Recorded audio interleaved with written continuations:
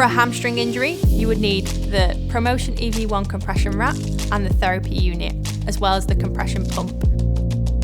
The first step would be to connect your compression pump to the compression wrap. Once you've done this, grab the therapy unit and slot that into the compression wrap. You would then connect the lead from the compression pump into the therapy unit.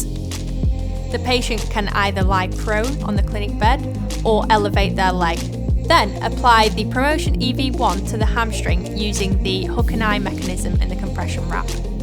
You can then run the program either using the app or on the device itself. We would recommend a cooling program of 20 minutes at 6 degrees. For chronic injuries and conditions, we would recommend cooling, heating and contrast programs.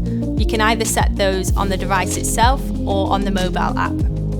With ProMOTION EV1 being battery operated and no need for ice or water, the player can take their ProMOTION EV1 home, or they can even use it on a coach travelling to away games, so they can never be without their rehab, and the frequent use can aid their recovery.